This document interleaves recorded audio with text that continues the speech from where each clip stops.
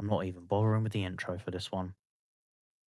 What a bunch of Muppets. Man United 2, Chelsea 1. Charity FC rocks up again, strolling into Manchester, playing in a broken down stadium that's falling apart against a poor team with a clueless manager. And we're handing out donations left, right, and centre. Typical Chelsea. And how have we lost this game? I know how, but how? It's two people have cost us today. Robert Sanchez and Enzo Maresca. And I'm going to get to both of these individually. Robert Sanchez, mate. Honestly, we've been giving you praise, mate. We've been giving you praise for the last few games. You played a blinder against Bayern Munich. And then you just take us back to that dark place and remind us that you are just a calamity waiting to happen in every game. And you're lucky you've got a red card and we don't have to see your face for the next few games, you absolute mug. 4 minutes in, the indecisiveness, he was in a perfect position to stop that ball, the whole situation from happening.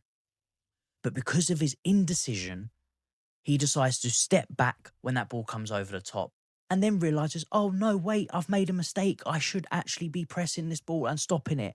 And he steps up and he brings the player down and the mug gets himself sent off. Down to 10 men, 4 minutes in. Amazing. Cheers, Robert, you absolute muppet. And these are the things that we were so critical on Jackson for. His petulant behaviour, picking up these red cards, his poor decision making. Now, Robert Sanchez had poor decision making with his distribution, but today, the red card, it is just a ridiculous decision from him. If he was never going to make it, he should have held his ground and at least tried to make the save or prevent the goal, but not by doing whatever you call that. I mean, honestly. But as I said, 4 minutes in, it's already put us on the back foot straight away. And then, just when you thought it couldn't get any worse, Enzo Maresca was basically just throwing the white flag straight away. The decision-making of the subs today was an absolute joke. An absolute joke. Taking off the whole attacking outlet, bar João Pedro, so you leave your striker up there, but you provide him no one to actually give him any service. I mean, I get the Estevao one, right? Because someone's got to come off for the goalkeeper, and Estevao would make, in sense, the most sense because of his age. So I get that. Fine. Why are we taking off Pedro Neto? I don't understand. To just nullify our attack instantly. Yes, we're down to 10 men. I get it. But that doesn't mean you still can't go for the game. You still can't. What are we going to do on counterattacks? Are you just expecting to defend the whole game and just sit back in your own half? Of course not. This is Chelsea Football Club. What are you doing? And then to make it worse, Palmer, I mean, I'd say I'm hoping because that's a bad thing to say, but I think he's come off because he's injured. And that's the only reason I think he came off that pitch. But if Maresca's taking him off because he thinks he needs to make another defensive substitution, then mate, walk out the door now. Because that is the most stupidest decision he can possibly think. But I'm pretty sure it was an injury to Palmer because there was a little pan to him when he was on the bench because he went straight down the tunnel. And that generally means either they need the toilet or that there's an injury. So I'm pretty sure that his was an injury because I think he had an ice pack on when he was sat down. So that's fine. But again, he's come off. Put attacker on, mate. Put an attacker on. We had 3 deep-lying midfielders in that game. 3 and 1 striker for the whole of the first half, pretty much. What are we doing? What are you doing, Maresca?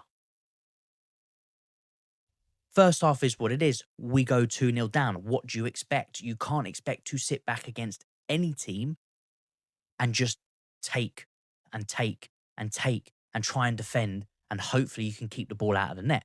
We're already disjointed. We're already all over the place. And now we have literally no outlet. Because at least if we had someone with a bit of speed, João Pedro can hold the ball up. He can then lay it off and just let that person run just to take the pressure off a little bit. But he took it all away to allow nothing for us to escape from. And we were just getting peppered.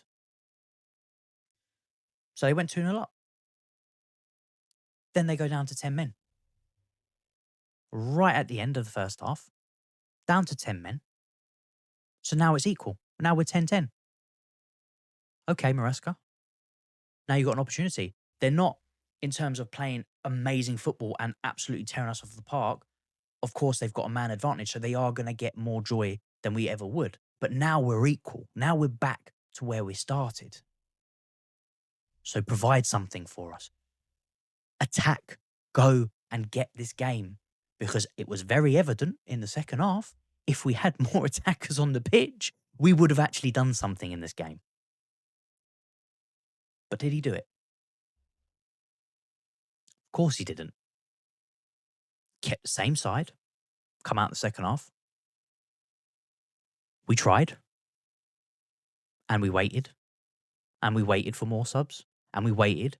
Still nothing. Got to like the 60 plus minute. Subs come on. Gusto. Tyreek George. Why? Tyreek George then goes up front. George has come on. He's not come on to play left wing. He's gone to play as a striker. Where we have tried and tested this, and it does not work.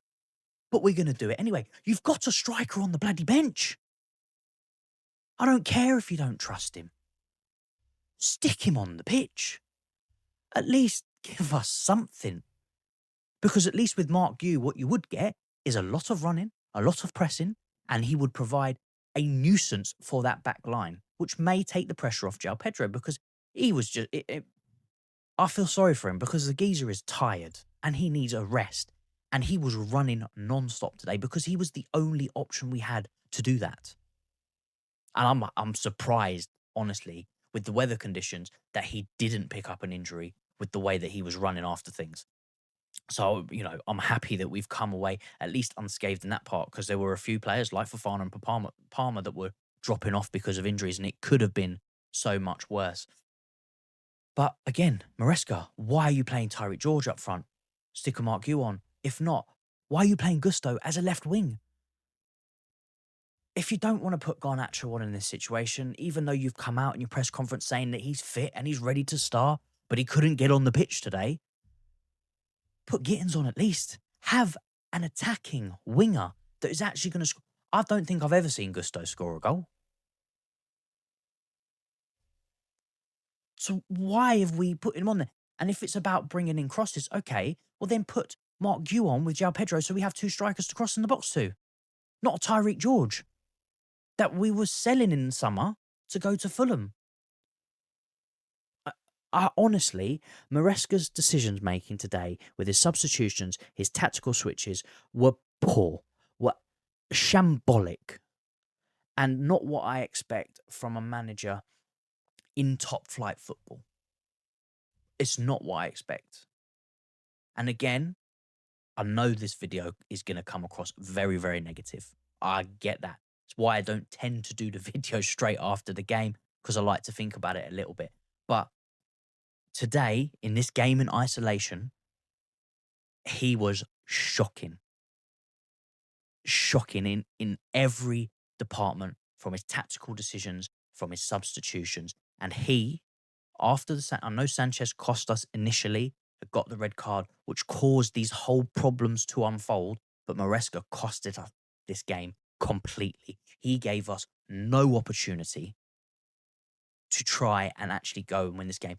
Because when we were playing, and when we were up to 10-10 in that second half, we were pegging United back.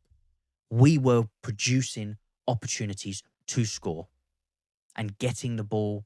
We were winning corners, but we didn't have any attacking players really on the end of these crosses, these corners, and it was frustrating to watch. And find myself just sitting there at the TV screen, just screaming at him, going like, "What are you doing, mate? Get us someone on the pitch, at least in an attacking sense, to provide us with something." And it just didn't happen.